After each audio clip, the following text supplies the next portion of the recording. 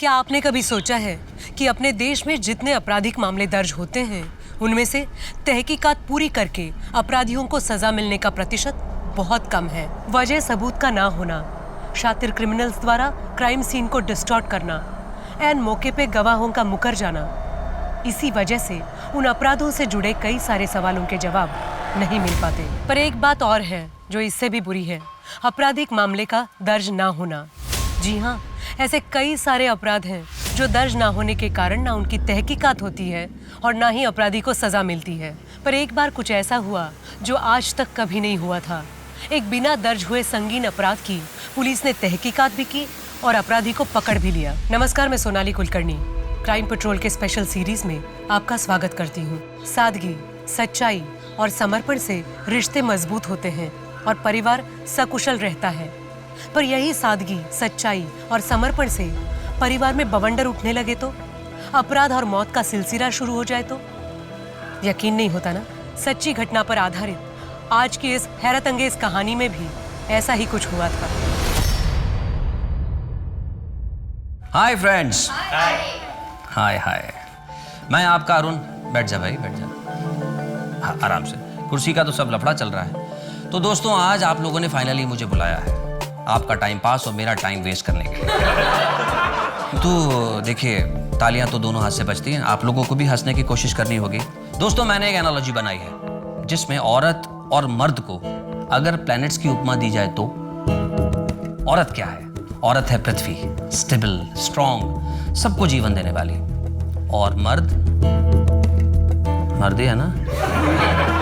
हाँ, और मर्द इज लाइक मार्स, हमेशा अजम्पशन में रहता है, खोया ही खोया रहता है। पानी हो सकता है, जीवन हो सकता है, जिंदगी हो सकती है, गर्लफ्रेंड हो सकती है।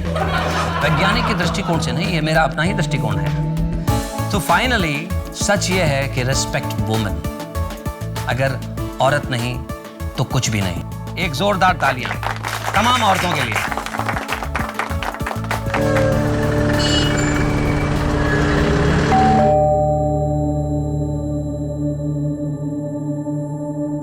अरे आप यहां से गुजर रहा था तो सोचा आपका हालचाल पूछता चलो। आइए ना।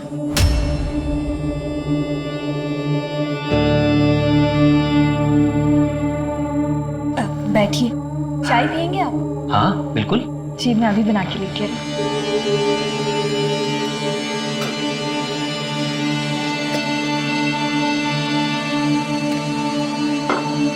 आप बस 2 मिनट रुकिए, मैं अभी आई।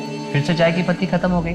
अब मैं बस लेके ही आ रही हूँ। डोंट वरी, चाय की पत्ती के अलावा घर का कुछ जरूरी सामान भी लेके आया। अरे, इन सब की क्या जरूरत थी? देखिए, मैं जानता हूँ किशोर के जाने के बाद आप अपना ख्याल नहीं रखती हैं। जिसके लिए घर बार सजाया था, अब वो ही नहीं रहा तो आपका मूड ठीक करने के लिए ये मास्टर शेफ आज आपके लिए चाय बनाएगा। अरे, आप बस देखते जाओ। लेकिन आप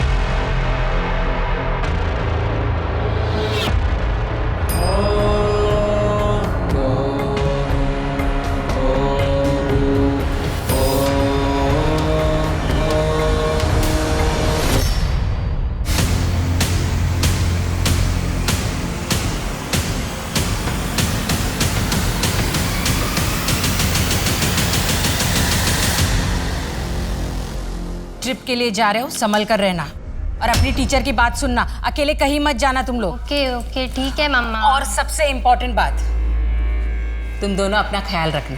ठीक है। चलो जल्दी करो, चलो चलो जल्दी। यस, आप आ रहे हैं क्या हमें स्कूल तक छोड़ने? चलो चलो आ जाओ। दादी के पैर छुओ। दादी खुश रहो। संभाल के जाना और खूब एंजॉय करना। तुम लोग रेडी भी हो गया इतनी जल्दी? गुड मॉर्निंग पापा। Good morning, enjoy your day. चलो चलो जल्दी। Bye bye. ये पार्टी आपने मुझे नौकरी मिली है इस खुशी में दी है ना, तो बिल भी मैं ही दूंगी। ये नहीं हो सकता, बिल तो मैं ही दूंगा। ये ठीक नहीं है। आपने अपने कांटेक्ट यूज करके मुझे नौकरी दिलवाई, मेरे इतने टफ टाइम में मुझे हौसला दिया, कॉन्फिडेंस बढ़ाया और हमेशा मेरा ख्याल रखा, तो कम से कम मैं इतना तो कर ही सकती हूँ ना। ठीक है, लेकिन एक शर्त पर। आज से तुम, सॉरी मेरा कहने का मतलब है आप, मैंने आपके लिए जो भी कुछ किया है उसके लिए आप बार बार मुझे थैंक्स नहीं बोलेंगे। तो फिर मेरी भी एक शर्त है, फरमाइए। अब से आप मुझे आप नहीं तुम कह के बुलाएंगे। तुम भी मुझे अब से तुम ही कहोगे।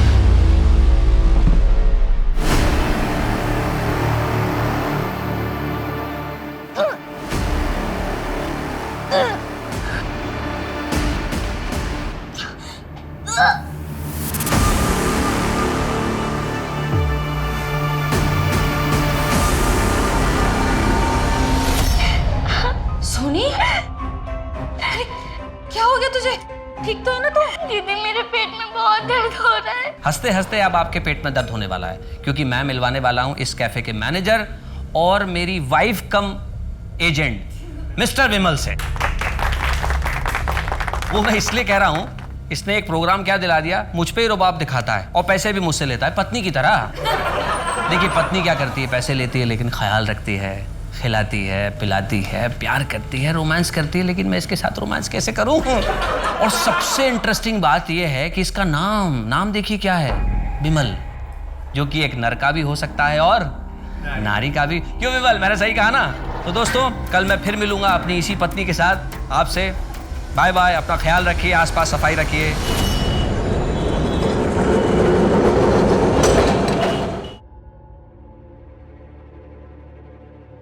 अरे इतनी सुबह सुबह कहाँ जा रहे हैं?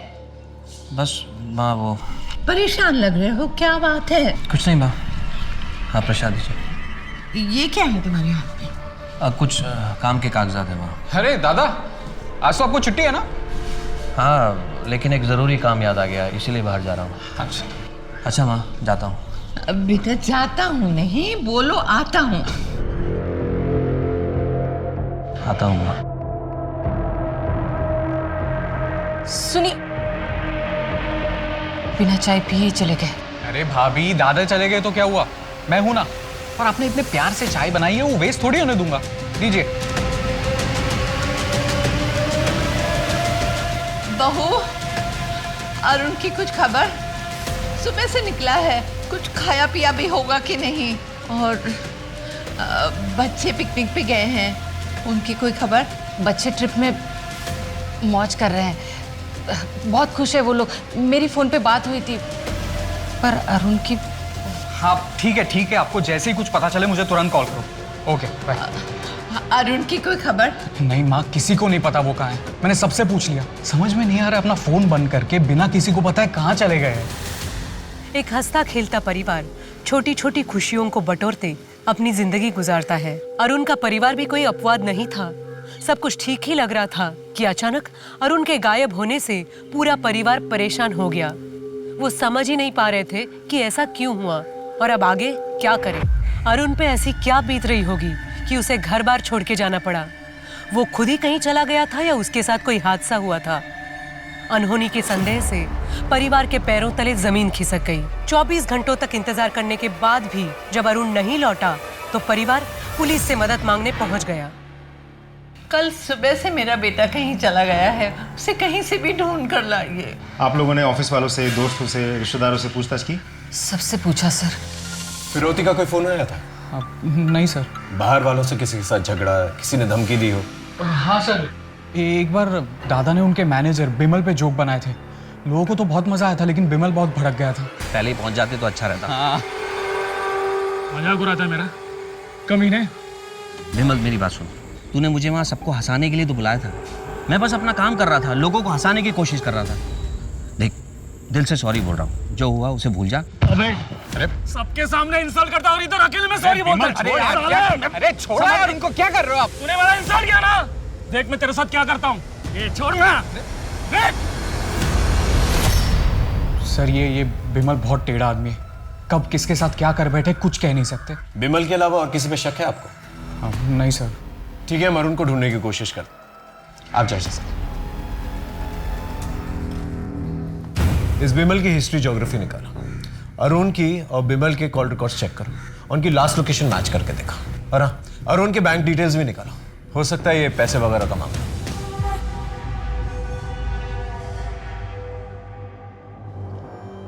ये घर में ही थी या कहीं बाहर गई थी? घर पर ही थी, पर इसका पेट दर्द से क्या संबंध? डॉक्टर, क्या हुआ? कोई सीरियस बात है क्या? शोनी प्रेग्नेंट है। सर अरुण के कॉल रिकॉर्ड्स मैंने बहुत अच्छे से स्टडी किए। अरुण के कॉल रिकॉर्ड्स के हिसाब से अरुण और जैस्मिन के बीच दिन में कम से कम 5 से 6 बार बात होती थी, और बातें बहुत लंबे लंबे होती थी सर। ये जैस्मिन कौन? सर अरुण के दोस्त की वाइफ। कुछ ही महीनों पहले उसके दोस्त की मौत हो गई, और अगले ही हफ्ते से उन दोनों में बातचीत शुरू हो गई थी सर। अरुण के बैंक डिटेल्स हैं? हाँ सर, ये देखिए। लेकिन बैंक स्टेटमेंट से एक इंटरेस्टिंग बात पता चली है सर। जैस्मिन से मिलते हैं सर।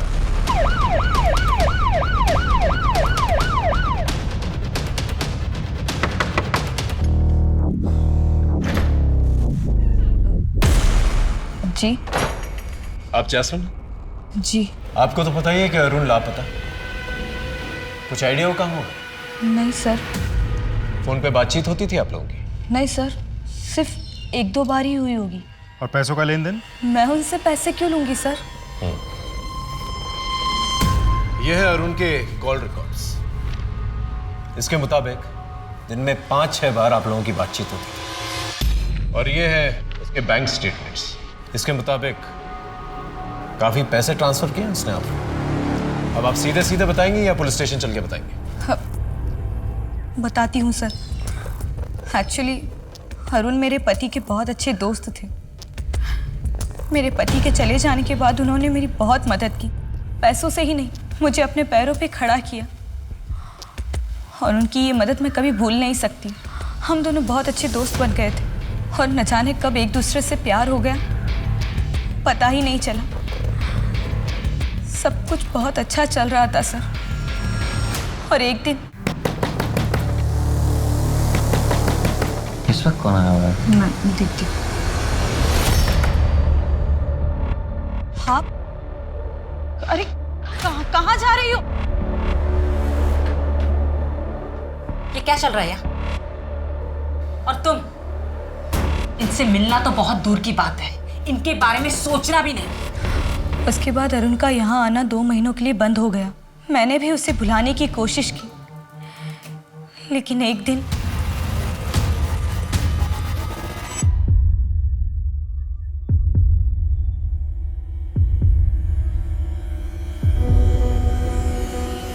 कितने दिनों बाद आया हो? कैसे है? नहीं, मैं तुम्हारे झांसे में नहीं आने वाला। तुम भी तो धोखेबाज हो सकती हो शीतल की तरह। जैसे उसने मेरी आधी जिंदगी बर्बाद कर दी, आधी जिंदगी तुम बर्बाद करोगी। क्या हुआ है अरुण? क्यों इतने परेशान हो? अरुण और शीतल के बीच में कुछ तो हुआ था, जिससे वो बहुत परेशान रहने लगे थे। मैंने उनसे जानने की कोशिश की, लेकिन उन्होंने मुझे इस बारे में कुछ भी नहीं बताया, और कभी इस बारे में बात भी नहीं की।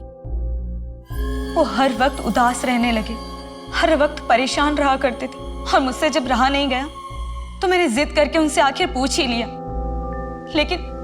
लेकिन उन्होंने मुझसे कहा कि वो बात बताने से अच्छा है कि वो मर जाए। और उसके बाद मेरी कभी हिम्मत ही नहीं हुई कि मैं उनसे उस बारे में कभी बात करूं।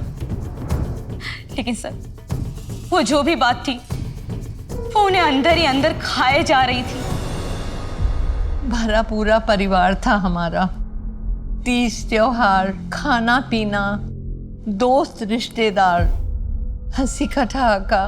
फिर अचानक सब बदल गया। शीतल और अरुण के बीच में पता नहीं ऐसा क्या हो गया कि वो एक दूसरे से नफरत करने लगे।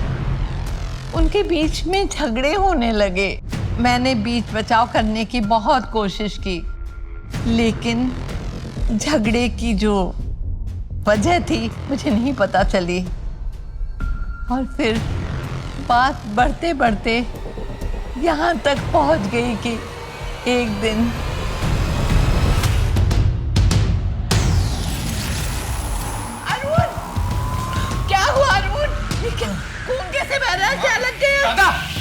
क्या हुआ माँ? क्या हुआ दादा को? दादा आप उठो। हाँ क्या हो गया इनको? बैठो जाके दवा का डब्बा लाओ। कहाँ है दवा? कहाँ है? बाहर रखा होगा ना। दादा जल्दी ले आओ, एक मिनट। जल्दी ले आओ।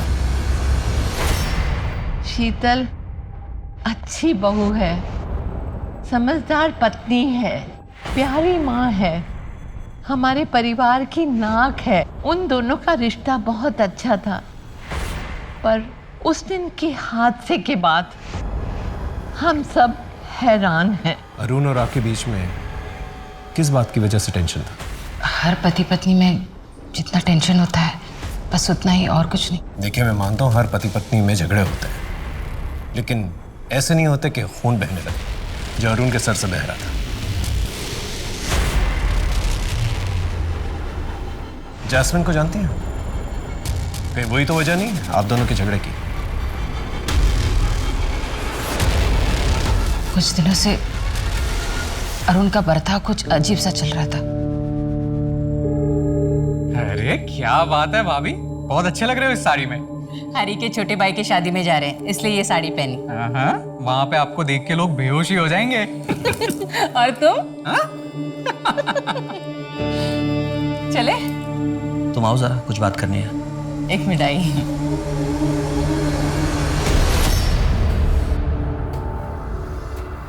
ये कैसा ब्लाउज पहना हुआ है तुमने? विदाउट स्लीव्स है, मुझ पर बहुत जच रहा है ना। नहीं, चेंज करो इसे अभी। मेरा कहने का मतलब है कोई सादा सा पहन लो, लॉन्ग स्लीव्स का ब्लाउज पहन लो। पहले अरुण को मेरी हर एक बात बहुत अच्छी लगती थी, फिर उसे धीरे धीरे मेरी बात उसे खटकने लगी। वजह? पता नहीं। कहीं अरुण को आप पर शक तो नहीं था? पता नहीं सा। शीतल के बिहेवियर से तो लग रहा है जैसे अरुण को उस पर शक था। हो सकता है अरुण की गुमशुदगी में शीतल का हाथ हो। ये भी हो सकता है कि शीतल का कोई अफेयर चल रहा हो, लेकिन किससे? क्या लगता है सर? अखिल से? हो सकता है। अगर शीतल और अखिल का अफेयर चल रहा था तो कॉल रिकॉर्ड से तो पता नहीं चलेगा, क्योंकि दोनों साथ में रहते थे। पड़ोसियों से पता करो। अगर वाकई में दोनों का अफेयर चल रहा था तो एक पुख्ता वजह हो सकती है जहां पर दोनों ने मिलकर अरुण को गायब किया। सर सोनी, तुम कुछ तो याद होगा ना? तुम किससे मिली थी? किसी ने कुछ खिलाया था या किसी ने कुछ किया तुम्हारे साथ? मुझे कुछ भी याद नहीं आ रहा दीदी। पेट में अचानक से दर्द होता है, बहुत भूख लगती है बार बार। क्या हुआ है दीदी मुझे? दीदी कल मैं स्कूल जाऊंगी ना? हेलो, क्या? ठीक है, हम अभी पहुंचते हैं। चल सर।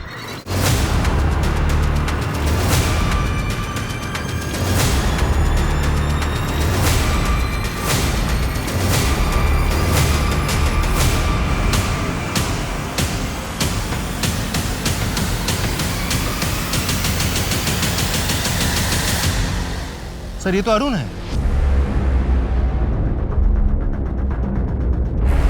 सर, शरीर पे कोई चोट के निशान या घाव ऐसा कुछ भी नहीं है। मतलब जिसने भी किया है बड़ी सावधानी और चालाकी से किया। इस बिमल को ढूंढो, वही एक सस्पेक्ट।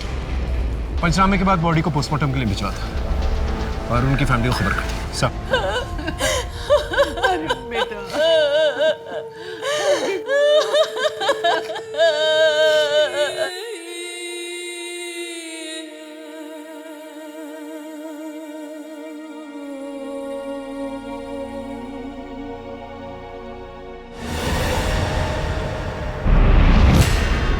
सर, विमल का पता चल गया।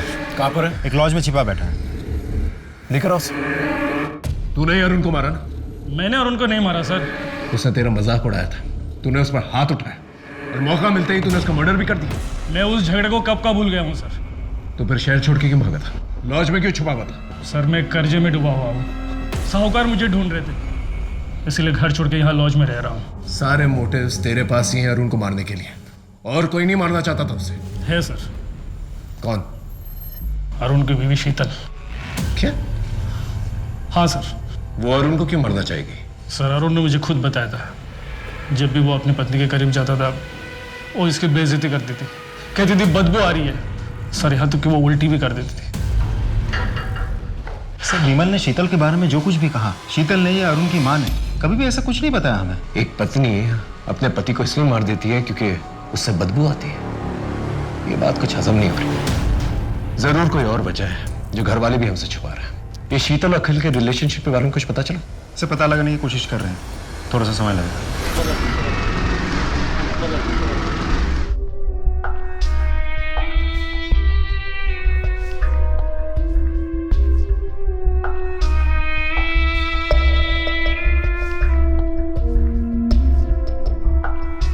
अब हम कुछ दिन यहीं रहेंगे और तुम्हें जो भी जरूरत पड़े मुझे बोलना, मैं बाजार से तुम्हारे लिए लेकर आऊँ।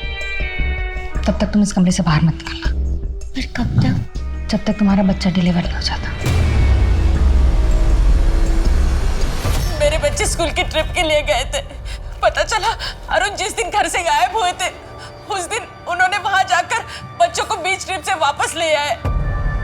ना अरुण घर वापस आए और ना ही बच्चे वापस आए सर। और उसके बाद अरुण की लाश मिली। और कुछ? सर रजिस्टर्ड पोस्ट से आज ये दादा का लेटर है। मैं आत्महत्या कर रहा हूं। मेरी आत्महत्या के लिए मेरी पत्नी शीतल जिम्मेदार। शीतल की वजह से मेरी जिंदगी बर्बाद हो गई है। मेरा सुख चैन खत्म हो गया। आप पति पत्नी के बीच में क्या प्रॉब्लम थी? आखिर अरुण ने ऐसा क्यों लिखा है कि उसने आपकी वजह से आत्महत्या की? सर मुझे कुछ नहीं पता, सिर्फ आप लोग मेरे बच्चे को ढूंढ कर लाइए सर। अरुण घर से निकला, फिर उसने बच्चों को पिकअप किया और उसकी लाश फिर कुएं के पास मिली। कहीं बच्चे वही तो नहीं?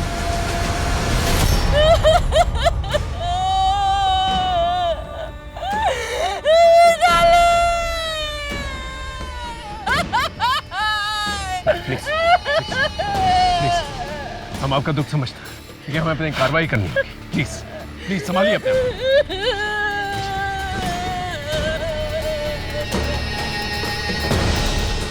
पंचनामे के बाद पोस्टमार्टम के लिए भिजवा दो। सर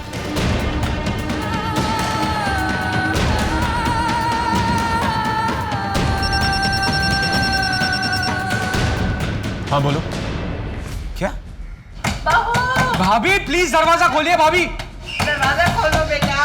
सर भाभी ने खुद को कमरे में बंद कर दिया है। देखिए दरवाजा खोलिए प्लीज। दरवाजा खोलो। भाविक सर।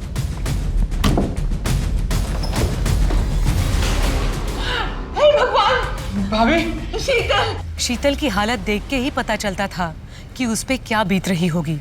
उसने बचपन में माँ बाप और अब पति और बच्चे खोए थे। करीबी लोगों की मौत का साया उस पे मंडराता रहा। वो जिस सदमे से गुजर रही थी उसे सहना सबके बस की बात नहीं थी। पर कठिनाइयों और हादसे में तपी शीतल जैसी महिला ने आत्महत्या करने की कोशिश की तो पुलिस भी समझ गई कि कुछ और भी राज हैं जो शीतल को जिंदगी से मौत की कगार तक ले आए हैं। वो ऐसे कौन से राज थे जिनके खुल जाने से सबको सदमा लगने वाला था? ऐसी कौन सी बात सामने आने वाली थी जिससे तहकीकात की दशा और दिशा बदलने वाली थी? अब हाँ सर। घर की तलाशी लेनी है। जी प्लीज। विनोद चेक करो।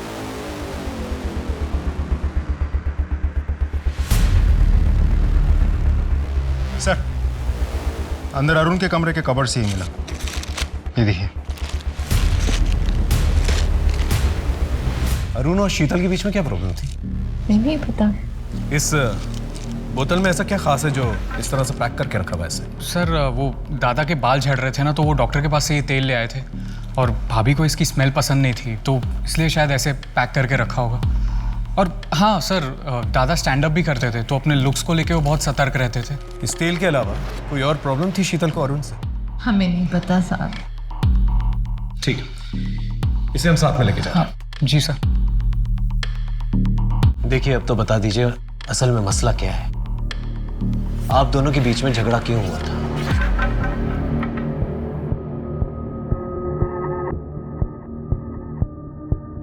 ये तेल हमें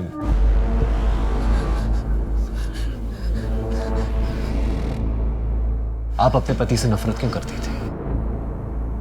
आपने उनके सर पे बोतल फोड़ दी थी, क्या वजह थी? पता नहीं। देखिए शीतल जी, हम आपकी मदद करने की कोशिश कर रहे हैं, दैट्स ऑल। आप डिटेल में बताइए हमें उस रात को क्या हुआ था, वजह हम पता कर लेंगे। देखिए, अगर आप हमें नहीं बताएंगी तो आपके पति की मौत का इल्जाम आप पर आ जाएगा। आपके 2 बच्चों की मौत की जिम्मेदार भी आप ही ठहराई जाएंगे। क्या आप ये चाहती हैं? हम लोगों के बीच में ऐसी कोई बड़ी प्रॉब्लम नहीं थी, सब कुछ अच्छा था। पति पत्नी, 2 बच्चे, देवर, सासू माँ। फिर एक दिन अरुण ने स्टैंड अप कॉमेडी का प्रोग्राम करना शुरू कर दिया।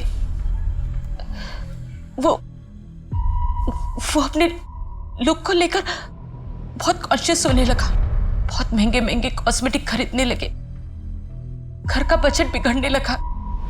फिर भी मैंने मैनेज कर लिया। प्रोग्राम के चक्कर में वो रात रात भर घर से बाहर रहते थे। कभी कभी तो एक हफ्ते घर नहीं लौटते थे वो।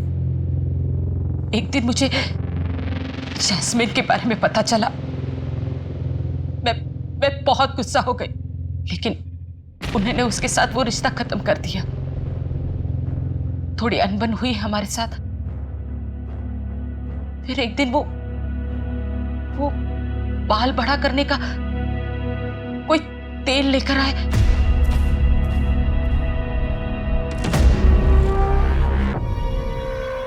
अरुण, कितनी बदबू आ रही है, मत लगाइए ये तेल। मेडिसिन है शीतल, देखना जहाँ जहाँ से मेरे बाल झड़ गए ना, सारे के सारे वापस आ जाएंगे। प्लीज मत लगाओ, बहुत गंदी बदबू आ रही है।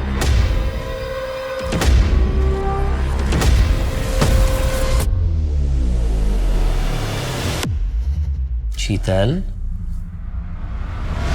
सो गई क्या? हे शीतल, शीतल क्या हुआ? अरे अरे शीतल, ये क्या किया तुमने?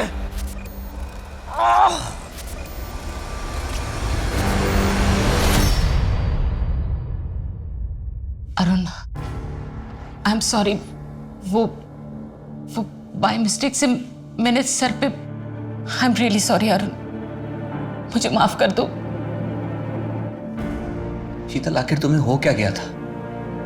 हमारे बीच में ऐसी कोई बात नहीं थी, तुमने अपना आपा खो दिया। सच बताओ, क्या बात है? बोलो। कहीं तुम मुझे गलत ना समझ लो। शीतल, मैं तुम्हें जज नहीं करूंगा, मैं तुम्हें समझने की कोशिश करूंगा। देखो, तुम्हारे मन में जो डर है, जो तकलीफ है, उसे बाहर निकालने में मैं तुम्हारी मदद करूंगा। प्लीज बोलो, क्या बात है?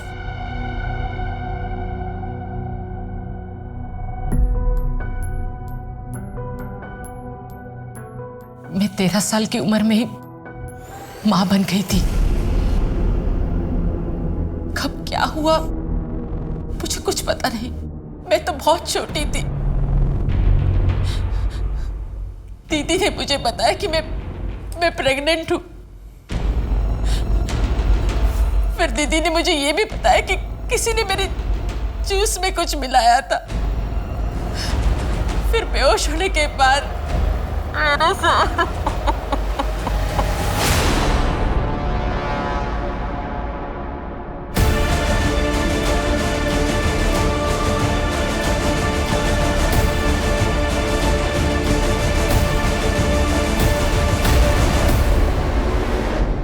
पिछले 27 सालों से ये दर्द मैं अपने मन में लिए जी रही हूं। अरुण, आज आपने हौसला दिया तो अरुण, आपने मुझसे वादा किया था कि आप मेरा साथ देंगे। अरुण,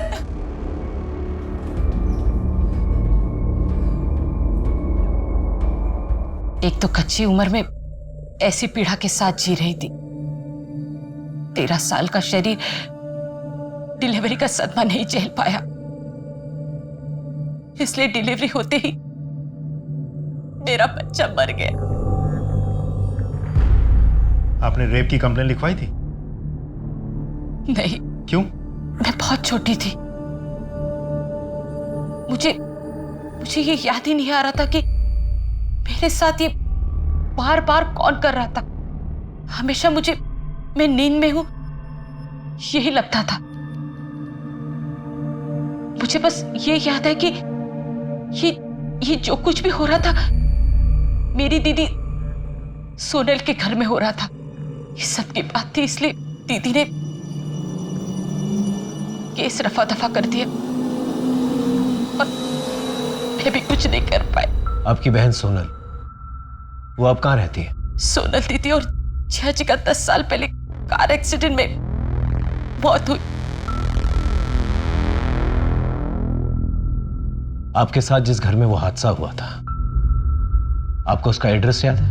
डिटेल में तो नहीं पता, पर बनाटी में एक गार्डन है, उसके सामने विश्वास डेयरी के बाजू में ब्राउन कलर का वो ऐसा आर्क बंगला है। उसी में दीदी और जिया जी रहते हैं और उनके बगल में चटर्जी और मित्तल जी, वो भी वहीं रहते हैं दीदी के घर में। शीतल की कहानी सुन के ये केस और भी ज्यादा कॉम्प्लिकेटेड हो गया है। सर, ऐसा भी तो हो सकता है कि बचपन में शीतल पे हुए टॉर्चर की बात सुन के अरुण ने उन लोगों को ढूंढ निकालने की कोशिश की होगी, जिसकी वजह से उन लोगों ने मिलकर अरुण को मार दिया होगा। या सर ऐसा भी तो हो सकता है शीतल खुद को बचाने के लिए मनगढ़ंत कहानी रच रही हो। शीतल को उस तेल से प्रॉब्लम थी, इसलिए उसने अपने हस्बैंड पे वार किया। हो सकता है कि वो तेल की स्मेल उसके अतीत के किसी हादसे से जुड़ी हुई है। क्या है कि कुछ हादसे ऐसे होते हैं जो दिमाग में घर कर जाता है, इंसान उन्हें याद करके भी याद नहीं करना चाहता, लेकिन फिर कुछ ऐसा होता है जो दोबारा से वो हादसों को ट्रिगर करता है और दिमाग के बंद दरवाजे दोबारा से खुल जाते हैं और फिर इंसान ऐसे रिएक्ट करता है जिस तरह से शीतल ने रिएक्ट किया अपने हस्बैंड के साथ। लेकिन अगर शीतल झूठ बोल रही तो उसने कमाल की कहानी रची है और अपने ही हस्बैंड और बच्चों को मार दिया। वो ऐसा करेगी क्यों? एक काम करते हैं, शीतल ने जो पुराना एड्रेस दिया है ना अपना, वहां चल के पूछताछ करते हैं, देखते हैं क्या क्लू मिलता है। Excuse me sir. हेलो, हाँ ओके सर, पोस्टमार्टम रिपोर्ट आ गई है। बच्चों की बॉडीज में सेडेटिव्स मिले हैं। इसका मतलब नींद की गोलियां देकर बच्चों को मारा गया है। सोनी, 10 साल पहले जो हुआ उसे भूल जाओ। सारे मर्द एक जैसे नहीं होते, कुछ अच्छे भी होते हैं। ये देखो, मैंने तुम्हारे लिए एक अच्छा सा लड़का देखा है, तुम इससे शादी कर लो, ये तुम्हें बहुत खुश रखेगा। अरे ज़्यादा सोचो मत, मैंने हाँ कह दी है, बस 15 दिन में शादी होने वाली है। मैं चलती हूँ, मुझे बहुत तैयारियाँ करनी है।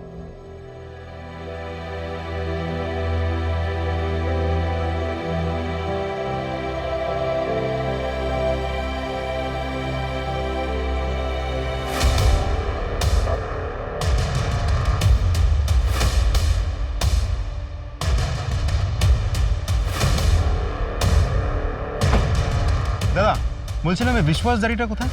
विश्वास डेयरी सर, यहाँ तो कोई विश्वास डेयरी नहीं। हाँ, गिरधर डेयरी है आगे। आप यहाँ कब से रहते हैं? सर मैं तो पैदा यही हुआ था। अच्छा, 27 साल पहले यहाँ कोई विश्वास डेयरी हुआ करती थी? नहीं। अच्छा, এখানে একটা বাগান ছিল, एक गार्डन, एक बगीचा टाइप, ऐसा कुछ? क्या मजाक कर रहे हो साहब? हमारे इस पूरे एरिया के अंदर ना कोई बागान था और ना है। एक आर्ट शेप का ब्राउन कलर का बंगलो हुआ करता था, कुछ याद है? साहब हमारे पूरे एरिया के अंदर सिर्फ अपार्टमेंट्स हैं, बंगलो तो नहीं है। और मित्तल और चटर्जी साहब का घर? चटर्जी तो सर बहुत सारे रहते हैं यहाँ पे, और पर वो सब अपार्टमेंट्स में रहते हैं। और मित्तल तो शायद कोई नहीं ना अपने एरिया में। नहीं सर। ठीक है सर। आपने हमें जो भी इंफॉर्मेशन दी थी वो सारी की सारी गलत है। ना ही कोई पार्क है वहां पर, ना ही कोई विश्वास डेयरी, और ना ही कोई ब्राउन कलर का बंगलो है वहां पर, ना ही कोई चैटर्जी रहते हैं वहां पर, और ना ही कोई मित्तल परिवार। आपने हमसे झूठ क्यों कहा? क्या छुपाने की कोशिश कर रही हैं? 27 साल पुरानी बात है सर, तब मैं बहुत छोटी थी, जितना याद था बता दिया, इससे ज्यादा मैं कुछ नहीं जानती।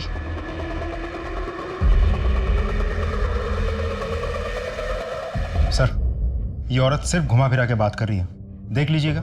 फिर से कोई नाटक करेगी। इसकी सास से पता करो इसका रिश्ता किसके जरिए आया था, हो सकता है कोई क्लू मिल जाए। Right sir.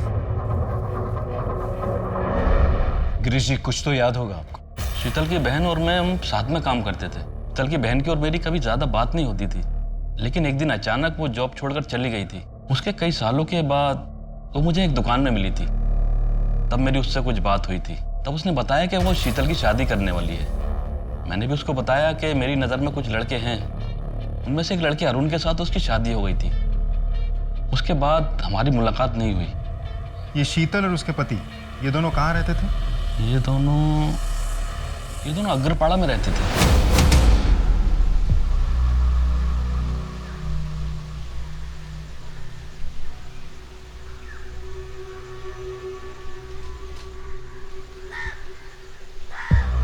सर इस वजह से इनके ससुर ने यह घर खरीदा था।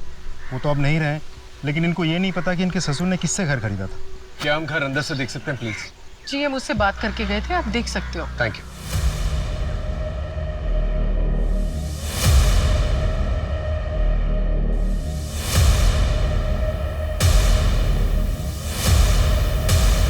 याद आ रहा है घर देख के? हाँ, मैं यहाँ 5 साल रही हूँ। मेरे ज्यादा दोस्त नहीं थे, तो मैं ज्यादा से ज्यादा मैं घर पर ही रहती थी। अब याद आए, उस दिन मेरे दीदी और जिया जी की एनिवर्सरी थी।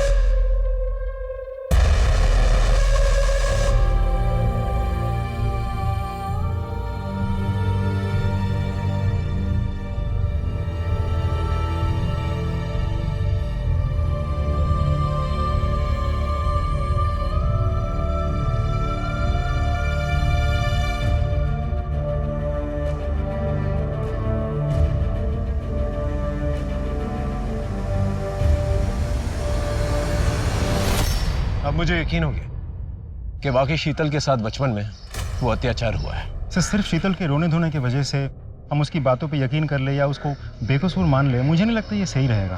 क्योंकि अभी तक हमारे पास इस बात का कोई सबूत नहीं है कि रेप हुआ था, और इस बात का भी कोई सबूत नहीं है कि उसकी दीदी और जीजा इसी घर में रहते थे। ठीक है, आस पड़ोस में पूछताछ करते हैं उस पुराने हादसे के बारे में, देखते हैं क्या निकल के आता है। मैम 27 साल पहले यहाँ पास में एक परिवार रहता था, पति पत्नी और 10-12 साल की एक बच्ची थी उनकी। कुछ याद है आपको उनके साथ क्या हुआ, कहाँ गए वो लोग? 27 साल पहले? जी।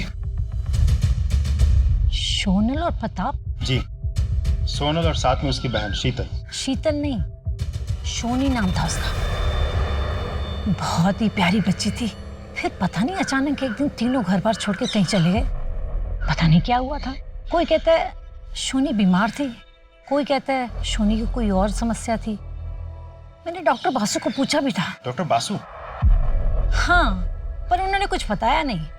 हमारे फैमिली डॉक्टर है।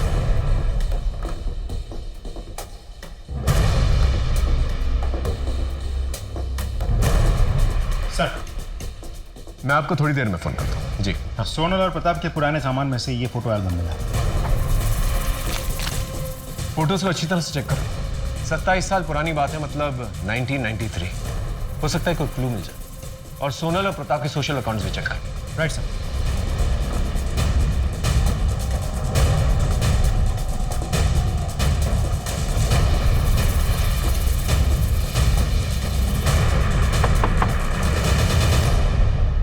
सूरज यहीं पर रहता है? सूरज यहीं पे था, लेकिन वो भाग के चला गया है घर से। मिल नहीं रहा है वो, हम ढूंढ रहे हैं उसे। सर हम इस केस को क्रैक करने की कितनी भी कोशिश कर ले, कहीं ना कहीं से कोई ना कोई प्रॉब्लम आ ही जाती है और सारे रास्ते बंद हो जाते हैं। इतना अच्छा क्लू था, वो भी हाथ से निकल गया। अब क्या करें? इस केस के सिलसिले में जितने भी पुराने सबूत हैं, जैसे पुराने लेटर्स, पुराने फोटोग्राफ्स, पुराने बिल्स वगैरह, ये सारी चीजें जो है ना शीतल को दिखाता है। फिर पता चलेगा कि वो विक्टिम है या फिर कातिल। सर ये रोनित है, आपके जीजा प्रताप के ऑफिस कलीग हुआ करते थे। ये श्रीनाथ है, आपके दीदी के घर के पड़ोसी हुआ करते थे। अक्सर आपके घर पे आते थे जाते थे। जब आप छोटी हुआ करती थी और आपके घर में कोई नहीं हुआ करता था तो आपके घर वाले आपको इसी के घर पे छोड़ के जाया करते थे। और ये जो ग्रुप फोटो है ये उस घर में आपकी दीदी की लास्ट एनिवर्सरी की फ़ोटो है। इसके बाद हमें ऐसी फ़ोटो नहीं मिली। मतलब शायद उसके बाद से आपकी दीदी और जीजा ने अपने आप को बाकी की दुनिया से कट ऑफ कर लिया था।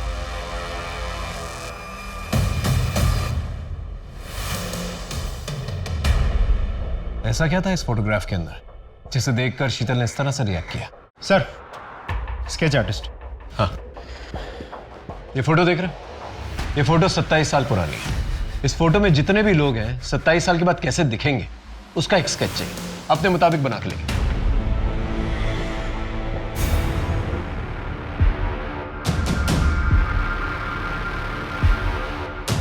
इन सारे स्केचेस को आसपास के पुलिस स्टेशन में भिजवा दी?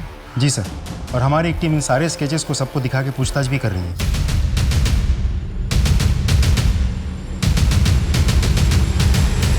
सर, इस फोटो में 2 लोगों की मौत हो गई है। और ये बाकी 3? सर, इनके भी डिटेल्स मिले हैं। ये तीनों प्रताप के दोस्त हुआ करते थे, अक्सर प्रताप के घर जाते थे। 3 में से 2 तो प्रताप के दूर के भाई हैं और एक दोस्त। स्टेज तो सेट, बस सूत्रधार को ढूंढने की जरूरत है। लेकिन सर, ये सूत्रधार है कौन?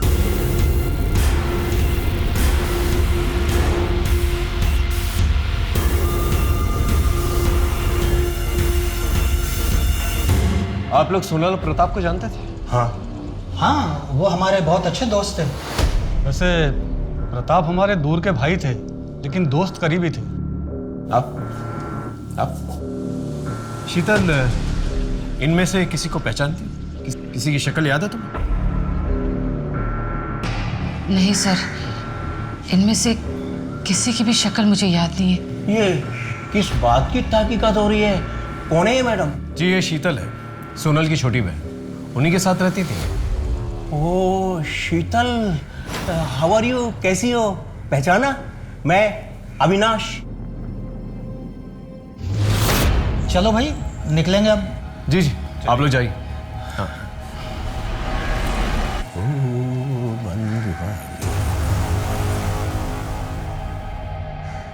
एक मिनट प्लीज, वापस आइए। 1 मिनट। इस बॉक्स में कुछ कॉस्मेटिक्स हैं। जो भी कॉस्मेटिक्स आप लोग डेली यूज करते हैं उन्हें चूज कर लीजिए।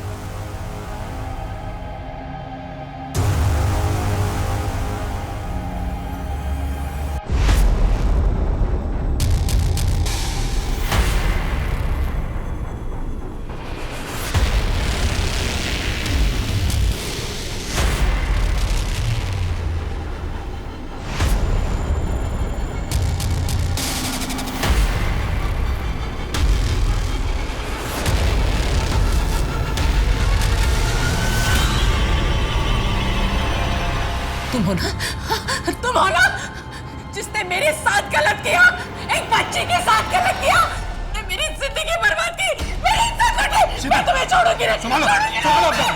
संभालो, लेके जाओ, लेके जाओ। क्या बकवास है ये? कुछ भी अनाप शनाप बोले जा रही है। लगता है इसका माथा फिर गया और साथ में पुलिस भी बावली हो गई है। ना कोई सबूत, ना गवाह। अरे वाह वाह वाह वाह! 27 साल पहले की मनगढ़ंत कहानी गढ़ करके तुम मेरी बदनामी कर रहे हो। मनगढ़ंत कहानी है या सच, वो तो हम पता लगा ही लेंगे। लेकिन तकलीफ से अगर बचना चाहते हो ना तो अभी सच बता दो। 13 साल की शीतल को तुमने क्या क्या किया था? क्या बकवास कर रहे हो? मैंने कभी किसी पर कोई अत्याचार नहीं किया। बिना किसी सबूत के आप कोई आरोप नहीं लगा सकते। मैं जा रहा हूं। रुकिए, जब तक का डीएनए टेस्ट नहीं हो जाता ना आपका, आप कहीं नहीं जा सकते। कर लो डीएनए टेस्ट। मैच किससे करोगे? ये सूरज, जब शीतल 13 साल की थी उसका एक बच्चा पैदा हुआ था। वो मरा नहीं था, जिंदा है। वही ये बच्चा है। जब तक डीएनए टेस्ट नहीं आ जाता, यहीं पर रुको।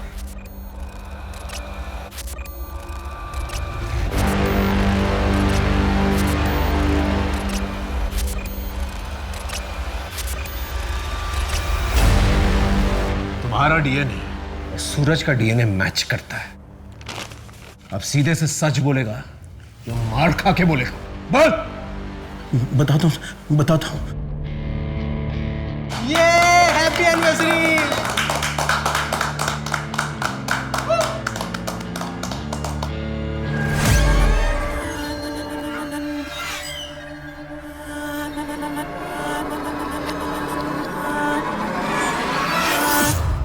जूस।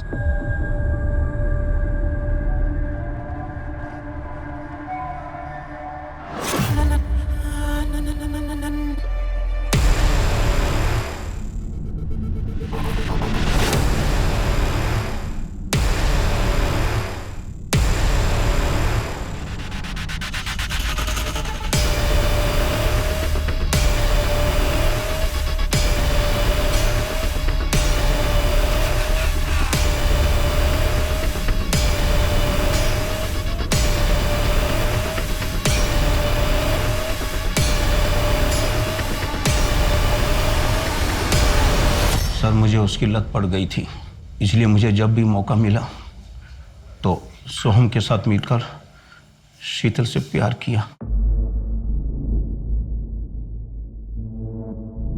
अविनाश ने तो अपना गुनाह कबूल कर लिया है। अब तुम दोनों बताओ, 13 साल की शीतल के साथ तुम दोनों ने क्या क्या किया था? सर, इस बात को 27 साल हो गए। अब इतने सालों बाद एक गलती को लेकर आप क्यों बवाल कर रहे हो? 27 साल पहले जो तुम लोगों ने गलती की थी, उसका बोझ शीतल आज तक उठा रही है। बचपन में मेरे साथ हुए अत्याचार से मेरे मन में एक हमेशा के लिए दर्द बना रहा, एक कमजोर पल था जब अपने आप पर बीती हुई बात मैंने अपने पति से कही। वही मेरी सबसे बड़ी गलती थी। पाप किया है शीतल तुमने, धोखा दिया है मुझे। जरूर तुम्हारे ही चाल चलन में कोई खोट रही होगी, तभी तो उन लोगों ने तुम्हारी इज्जत पर हाथ डाला। मेरा ही नसीब खराब था जो तुम जैसी बच्चलन औरत से मेरी शादी हुई। अरुण, अरुण मैंने कहा ना, मैं दूर हटो मुझसे।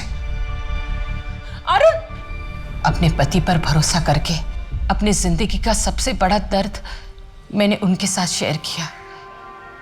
मैंने सोचा वो मुझे सहारा देंगे, मेरा हौसला बढ़ाएंगे, पर वो तो मुझसे नफरत करने लगे, मुझ पर शक करने लगे, और तो और हमारे बच्चे उनके नहीं किसी और के हैं ये समझकर उन्होंने बच्चों को भी मार दिया।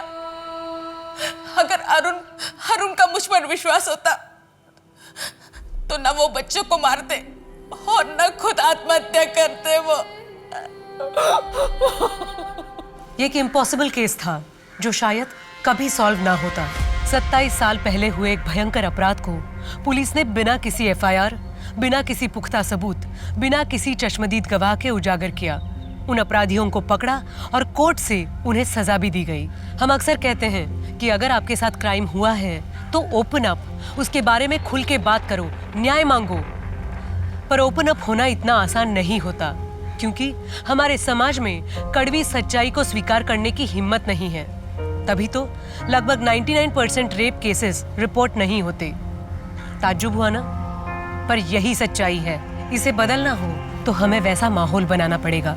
औरत की पीड़ा सुनने और समझने की हिम्मत रखनी होगी। तभी औरत अपनी आप बीती के बारे में खुल के बात भी करेगी और न्याय भी मांगेगी। इसी सीख के साथ मैं सोनाली कुलकर्णी आपसे विदा लेती हूँ। फिर होगी मुलाकात एक ऐसे ही चौंका देने वाले केस के साथ। तब तक अपना और अपने परिवार का ख्याल रखें। देखते रहिए क्राइम पेट्रोल, सतर्क, जस्टिस रीलोडेड। जय हिंद।